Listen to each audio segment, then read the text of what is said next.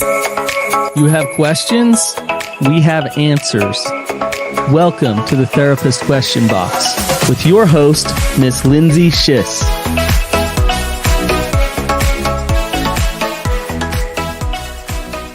Welcome back to another episode of the Therapist Question Box, where we are here to tackle your tough questions, both relational and therapeutic questions, hopefully with insight and empathy.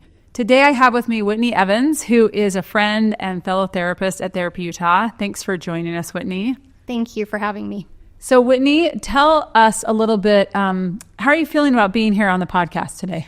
I am really excited to be here. And that actually is a little bit of a surprise to me and a relief to me. It's actually a surprise to me too. Yeah, I've been nervous about this, and you know that. We've talked about that. Yeah. So what changed for you? What changed is recognizing really my motive and my goal for being here.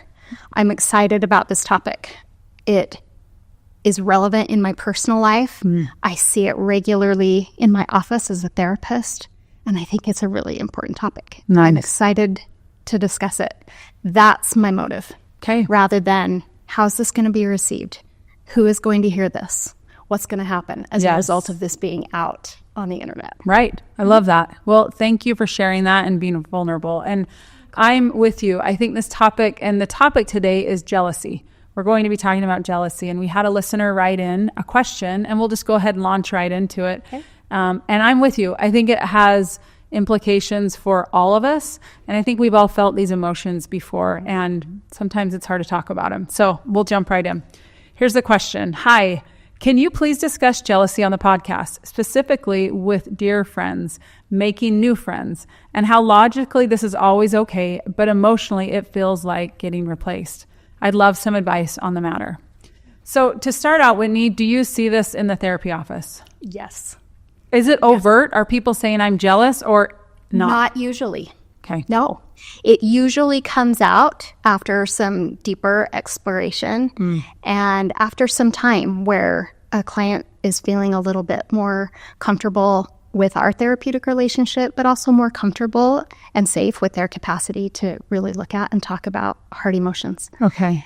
Jealousy is one of the emotions that we cover up the best. I was just going to say that. Do you think it comes out later because we cover it up or because it's a lack of awareness? I think both. Okay. Yep. Why do we cover it up? Because it elicits a lot of shame. We think, oh, what is wrong with me that I would feel this way? Or we're confused by it. I'm not an insecure person. I don't think I struggle with self-esteem. Why am I feeling this way? Or what would other people think about me if they know I felt this way? Or, oh my goodness, I feel like I'm 12 years old again in junior high. What does that say about me? Yes.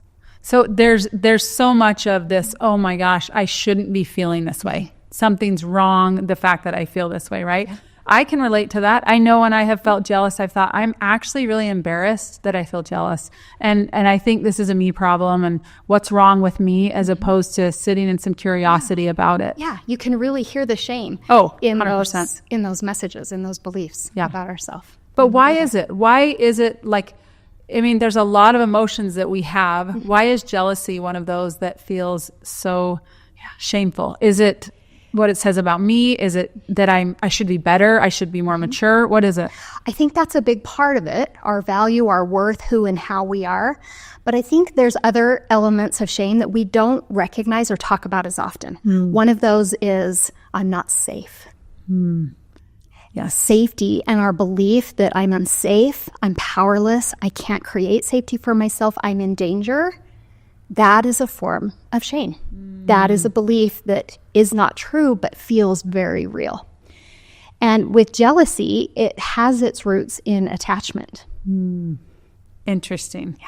Okay, so let's go back to that. I think that's really important to understand, that it feels like something's being threatened. Yes. There's a threat there. It is a threat. Right? And when something is threatening our very security and our attachment, and as human beings, our attachments are the primary drivers. So in this question, can an attachment be a close friend? Like, it's not necessarily a parent or a partner. No, it's any relationship that matters to us. In the question, she used the describe her dear friend. Yes. Right? Yeah. That's an important attachment. And when that gets threatened, that can be very scary. Now, if it's hitting us at such a deep level that we feel very afraid and unsafe, then it's likely that we could go back further in one's life and see that actually this probably stems from something that happened with a parent or with a primary caregiver earlier in life, when our mental and emotional attachments were as important as our physical attachments for survival. Interesting. So this could be what's going on with this friendship, but it could be based in something historical. A little deeper and a little further back. This is why this is so complicated, right? Because there might be a threat. As this listener is saying, it might threaten the closeness of this friendship. It actually might change the relationship. Good. So that's feels very real. Real and hard. Yeah. Right? Yeah. So how do you suggest, like as I'm thinking about this, what do you suggest this person does in terms of, you have these feelings, there's jealousy, but there's probably some shame around it, maybe some embarrassment. What do you suggest this listener does? Like, I know I'm just like laying it out there, but what do you think? That's such a great question. I wonder if before we get to what do we do with it, can we maybe describe a difference between something that I think gets tangled up and confused, the difference between jealousy and envy. Okay. They are different emotions. Absolutely. And they come from different places. Would it be all right? Yeah, I'd love that. So jealousy is relational. Jealousy is an emotion that we experience in relationships. And jealousy requires at least 3 people. The primary relationship, me and my friend, and then somebody else or somebody's else, right? It can be multiple people. Envy is when we experience somebody else's achievement, something they have that we wish we have, some experience in their life, right? That's a little bit different than jealousy. And they feel differently in the body. So envy is more like, I'm envious of that person's house. Yeah. That's envy. That's not envy. jealousy. That's not jealousy. So jealousy is really more about relationships. About relationships and attachment. Okay. Right? And envy is more situational and non-relational. Yes. There are some relational components to it because we most frequently tend to experience envy with people who are closest to us in life experience. Coworkers, right? We have a lot of similarities. Friends, we usually have quite a bit in common and that we can compare between friends. Siblings, neighbors. Yes. Right? So there are some relational components to it. That makes sense. And it's not necessarily that threat of attachment that we experience in jealousy. So why is it important, the distinction between the two? Because sometimes we'll feel shame that we're experiencing jealousy when really what we're experiencing is envy. And envy can actually be, and jealousy can be too, we'll get to that. Envy can actually be an adaptive emotion. Envy can show us what matters to us, what we value, what our goals and dreams are, what we wish we had. Isn't that so interesting that it is not a negative thing? It actually is showing us it's giving us information. And that is so important to highlight. Our emotions, jealousy, envy, anger, whatever the emotion, they're just bringing us information. They're messengers. Gosh, if we could view emotions as information messengers, gosh, wouldn't we deal with them differently? Yeah. We, instead of going into shame, going into judgment about them for ourselves or others, to just say, you know what, this is information. Something's going on here. Yeah. And I need to maybe sit in some curiosity here. There you go. Hard to do that. It is really hard to do that. So so now what do we do with this jealousy? Yeah, what strategies? The first thing is to become aware of that emotion in one's body. How do I know that I'm jealous? What is that feeling? How do I feel it head to toe? Maybe it's a sensation, right? Do my hands clench? Does my jaw clench? Maybe my cheeks flush and I feel heat. Maybe my stomach gets upset. Or maybe my heart starts to race because that's scary. I'm feeling threatened here. We get to know that emotion of jealousy. Okay. And then we practice some self-compassion with that emotion. Yes. And work on normalizing it. Well, of course I feel jealous here. There's a reason. There's Makes a reason. sense. Yeah. And even if we don't know what that reason is, that's where, as you're suggesting, let's just get curious. What might be happening here that I'm feeling this emotion? I love that you first started with the body sensation, because I think our body, again, The Body Keeps the Score, a book that we have talked about multiple times, is a really good, it talks a lot about how our body will tell us what's going on, right? But sometimes we're so used to just ignoring our body. We don't we're listen like, to it. It's fine. Because it's painful. It's uncomfortable. Yes. And most of us believe that I shouldn't feel pain, or I can't feel pain. Right? I'm not safe feeling pain.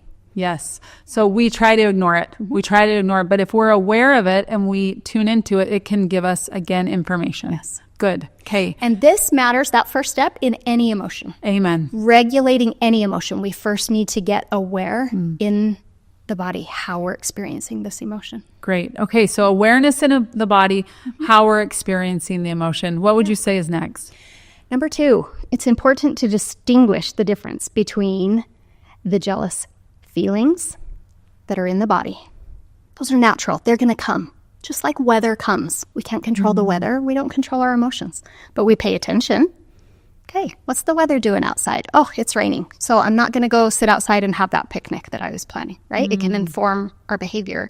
But we're just going to allow the emotion to be what it is. Okay. Allow it. Can we just talk about that for a minute? Yeah. Before we move on, I really think allowing it is key, because we don't want to feel uncomfortable. Yeah. And so what do? We get on our phones, we try to numb it some other way, we get distracted instead of allowing it and sitting with it in curiosity. That time between feeling it, that sensation, and the allowance of it is so important. And I think we skip that so often. So quickly we skip that. Yeah, because we don't want to be uncomfortable. Yeah.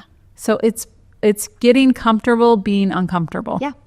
Right? Yeah. It's literally healing, practicing healing our relationship to pain. Oh my gosh, we could do a whole topic on that, because that's a big one. Yeah. Because we have been taught to avoid those uncomfortable feelings, and it's not okay to feel pain or uncomfortable. Yeah. Okay. Sure. Excellent. We want to distinguish the feeling from the thoughts, and then further from the behaviors. What are the jealous thoughts? And what are the jealous behaviors? They're different. Those are all very distinctly different. Okay, so we want to distinguish between the feelings that we have in the body, the thoughts we have in our mind, and our behaviors. Yeah. Okay, that takes some real introspection as well. It does. Okay, what am I feeling? Then what am I thinking? Yeah. And then now how am I behaving because of it? Yeah. Okay. Or how am I wanting to behave because of it? Or how have I behaved in the past because of it? Because of it. So we're, again, sitting in curiosity, trying We're to... looking inside with an emotion that usually makes us want to look outside. Yes. Amen, right? Why do we want to look outside? Because we want to control it. Yeah. We want to control what we don't understand. And so we'll look outside first to try to understand something. Is it because we also want to blame too? Or play, like we don't want to... For sure. It's harder to take responsibility. For me. It's easier to say, you know what? Well, of course, look at the way that she showed up or did X, Y, Z. Exactly. So I'm justified in that. Yeah, exactly. Okay. So I like that idea of understanding our feelings, recognizing our thoughts around it, and then how am I behaving around it? And what you said is helpful, that we can go back in the past and say, this is what I have done when I have felt jealous in the past, but just awareness of this. Really helpful. Okay, what else? Just awareness. And then number 3, then once we've practiced validating and allowing that emotion, and we've been able to practice some self-empathy and some self-compassion. Can we talk about what that might look like? Yeah, like, can you tell me, because again, validating ourselves, I think it's so much easier to validate other people. So much easier. Right? Yeah. How do we validate ourselves? How do we show forth compassion to this emotion that often is so riddled in shame? Yeah. So Dr. Kristen Neff, I love her model of mindful self-compassion. She talks about 3 different things that we can do to practice that self-empathy. Number 1 is getting aware of it, right? Again, just noticing it in the body. Number 2 is speaking to ourselves kindly the way that we would speak to a friend, right? Lindsay, you would never tell me, are you serious, Whitney? You're jealous? What is wrong with you? You would never say that to me. No. I would never say that to you, but I will tell myself that really easily. Is that the truth? Yeah. So we practice, first of all, hearing our internal self-talk, getting aware of how we're speaking to ourselves about the shame, and then changing that. That goes to the thoughts of jealousy, right? We can change and reframe. So and can you control our give us an thoughts. example of a change and a reframed jealous thought? Do you have any thoughts on that? Can you have any examples that you could give me? Like, what's a jealous thought that a person could have, and how could we reframe that? Yeah. So I find out that my dear friend has made another friend, and they went to dinner on Friday night, and I wasn't invited. I found out about it after the fact. So my initial feeling in my body is, I can even feel it now a little bit in my stomach, right? Oh, my stomach drops. And then I can identify that my knee-jerk reaction is to think that, I'm not good enough. I'm not fun enough. Or she's maybe embarrassed of me and she didn't want me to introduce me to her new friend, right? Those are all thoughts that I'm now having about myself. Right. Or I knew it. That's evidence, right? Sometimes we'll believe that those kinds of choices that other people made are evidence that prove our shame beliefs. Isn't that true? Yeah. So when I recognize that internal self-talk, instead of telling myself, I'm not good enough as a friend, or I'm boring to be around, right? I'm going to switch that up, and I'm going to change the narrative in my head. And I like to start with questions. Instead of making a statement about what that means, I'm going to ask myself some questions. I wonder what her decision is based in, right? So I'm not going to try to get in her head and read her thoughts, but asking that question to myself opens up a whole lot of options and possibilities. I love that. Rather than my confirmation bias that this proves that I'm not a good enough friend to meet the new friend and go to dinner. But asking questions. Because then it opens it up instead of this is what it is, this is black and white. Wait, there's a lot of things that might be going on here. Yeah. As you were talking about self-compassion, it made me think of a situation I had several months ago where I felt some jealousy. And I immediately went to, this is ridiculous. Why would you feel this way? This is so stupid. Oh my gosh. I had this negative self-talk, a lot of shame. And I took a moment, and again, I've done some work around this, right? And I help people with this. But I took a moment and I literally just put my hand on my heart and just in my head just said, it makes sense. It makes sense why this feels hard and this feels threatening. And I'm telling you, it changed so drastically. My stomach was in knots. I felt so uptight and stressed. It totally changed. And it was that moment of having some self-compassion. And no one knew it. No one knew what was going on. No one knew what I was experiencing or how I was showing self-compassion to myself. But it was I go back to that moment often because it changed how I felt about my experience, as opposed to this is ridiculous and you know better and you're fine.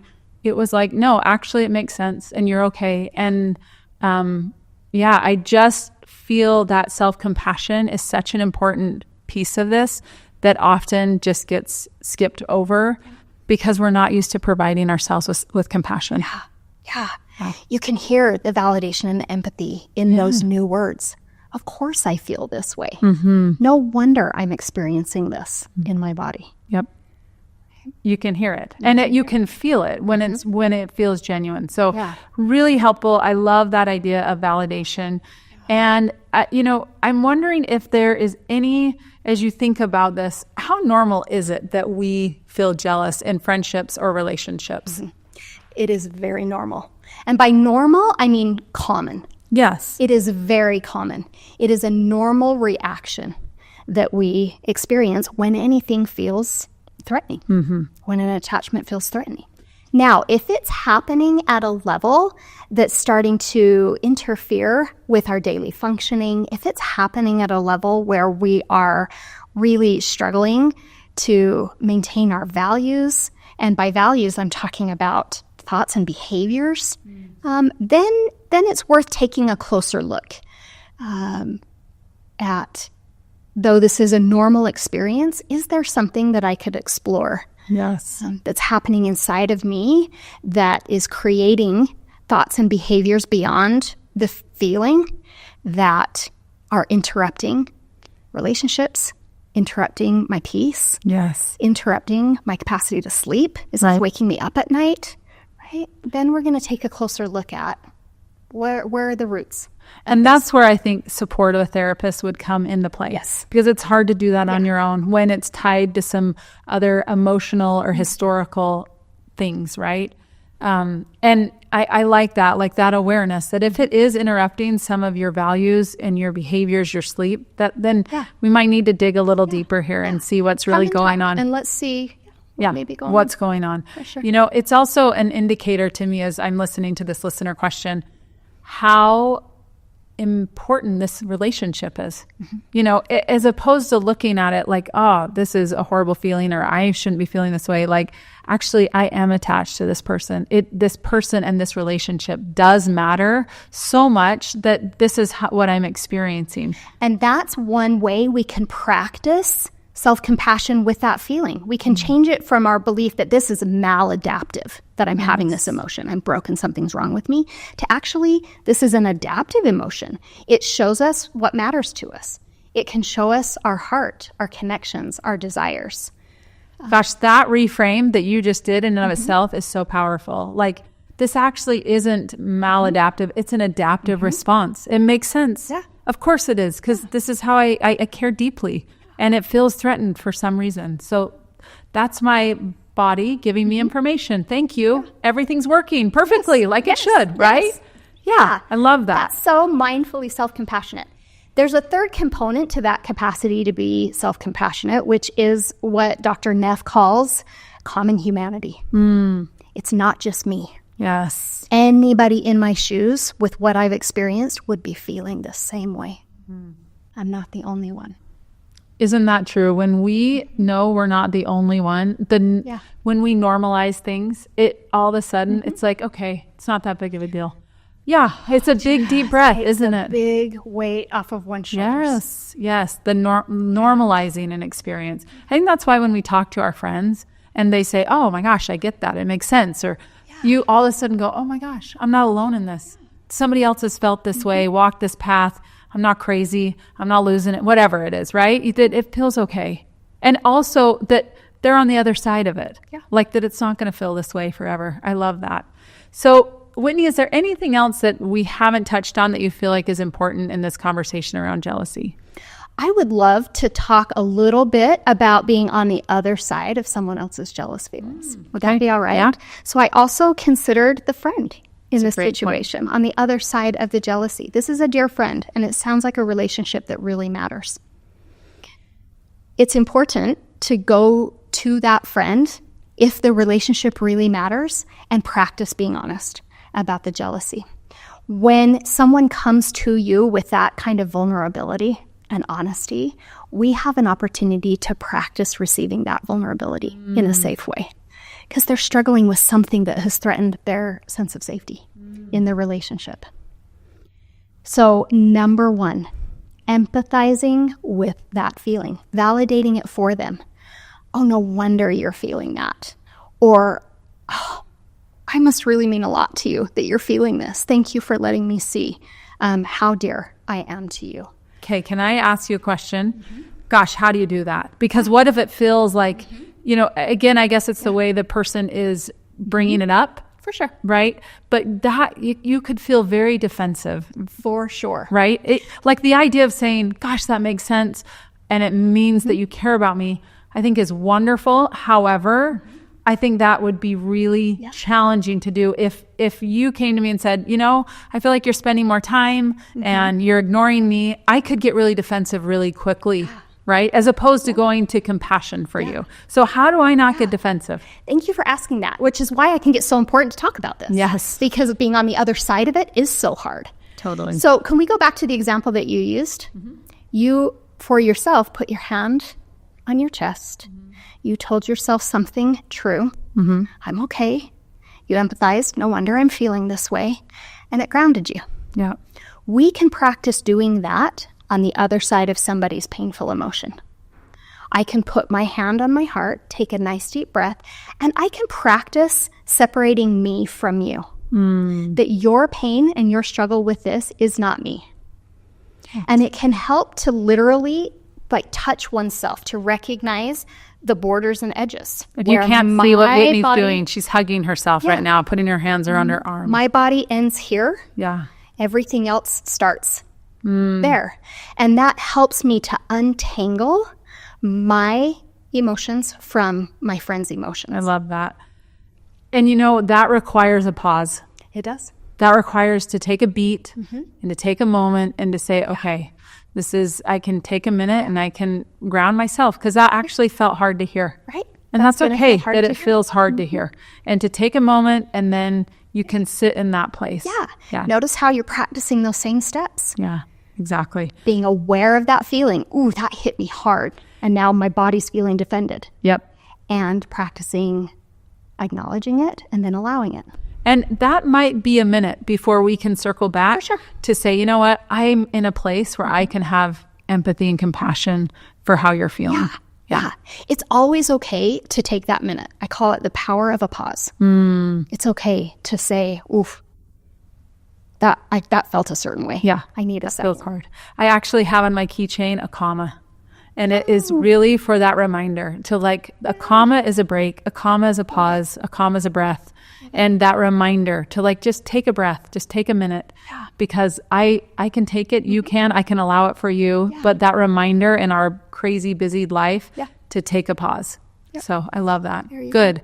So any other thoughts on how we can receive a person who is struggling? Once you're feeling that capacity to empathize and just let them feel how they're feeling, it never works for us to say, oh, you just need to trust me. Don't be jealous, right? There we go, invalidating that feeling. Rather, we practice that empathy. No wonder you're feeling this way. And by the way, please feel free to keep talking to me about this, right? Then we talk about making agreements in the relationship. How is this going to look now that we both know, and this is on the table in our relationship? What does this look like moving forward? I love Is it that. okay to keep talking about it? In what context? Where, when, how is it okay to talk about? And what are we each going to do on both sides of this relationship to create some safety for one another? I love that. And, as you're talking, I think this could be an opportunity for this relationship to deepen and expand. This can deepen relationships. Yes. Yes. Just a word of warning. This can also clarify relationships that aren't going to make it. That makes sense. So awareness of that, and that it may go one way or the other. And we don't actually get to control that. And I call this a golden parachute moment. Tell me about that. Where if we get aware of this feeling, we practice reframing our thoughts, and we choose to try new behaviors as a result of this feeling, we're taking a risk. We need a golden parachute. And we need to remember that that parachute is what is going to keep us safe, not the person on the other side of the relationship. That's my own sense of self. It's my own recognition of my value, that I do have relationships in my life that matter and that are safe enough, that I can trust with this kind of vulnerability and openness, that I have skills, that I'm grown up, right? Part of this is remembering I'm an adult now. I've got skills. I've got autonomy. There are things that I can practice doing differently. That's so good. Than when I was younger and maybe really felt out of control of this emotion. I love that idea, because then it doesn't feel like the stakes are so high that it's not even worth it. I can't do it, because it's actually like, wait, there are these other areas and elements of my life and of safety, and I don't have control of this outcome, but I choose to show up in honesty, and here we go. I love that, the golden parachute. Never heard of that. I love that. Well, to recap, I just want to go through a couple of things that we talked about. That jealousy is relational, and that our first step is awareness in our body, that our body will tell us when something's off, to pay attention to our body. I love the idea of distinguishing between feelings thoughts and behaviors, and understanding how jealousy can show up in those things, and questioning those things. Wait a minute, why am I thinking this? Why am I behaving in this way, right? And then self-validation, right? Offering loving kindness to ourselves as we're experiencing this. I also appreciated the ideas that you shared about when we get feedback that maybe somebody is feeling jealous, and to again, regulate. What do we need to do to get in a regulated place so we can show up in a place of compassion? And again, I think at the end of the day, the goal is the relationship. We want to have this relationship, right? And so what can we do to strengthen this relationship? Well, Whitney, I really appreciate you being here. Thank you. Such an important topic, one that we all experience. And I just appreciate you normalizing it and understanding that, these hard conversations are worth it. They're worth the relationships, and they're worth, there's so much work we can do on our own selves as we work through these things, that we learn and grow from these things, instead of shying away from them or pushing them down or being in shame around them, but to get curious about it, to sit in some of this, and that we'll make it through. The golden parachute. I love that idea. It was excellent. So thank you so much for joining us. And until next time, take care.